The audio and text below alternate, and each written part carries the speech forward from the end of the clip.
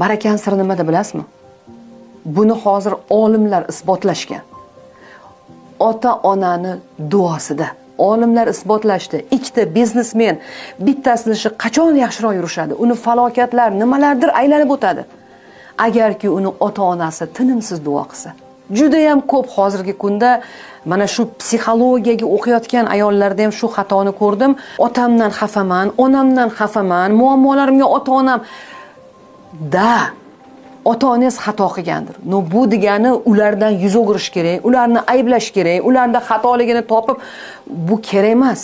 Agar onam hozir tirilib kelib, Umida, hamma topganing meniki deganlarda men berardim. Shuning uchun ota-onangiz qanaqa bo'lishidan qat'iy nazar, ular tirikmi?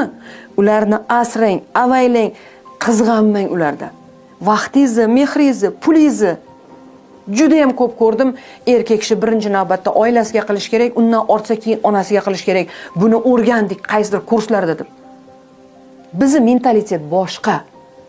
Bizning mentalitet, bizning dinimiz o'sha g'arbdan kelgan dinlardan ko'ra to'g'riroq. Bizning dinimizda eng avvalo ota-onani haqqi deyilgan. Chunki o'zimiz ham ota-ona bo'lamiz ertadan keyin.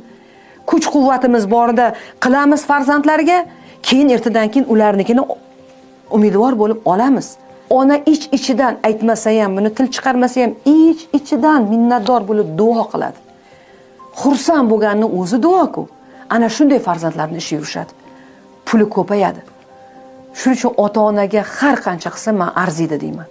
Hech qachon ota-onangizdan xafa bo'ling, ota-onangizdan uziling degan narsani qilmayman. O'zagidan uzilib, ildizidan uzilib daraxt ko'kara olmaydi. Shuning uchun ota-ona bu ota-ona. Ular joyida turishi kerak.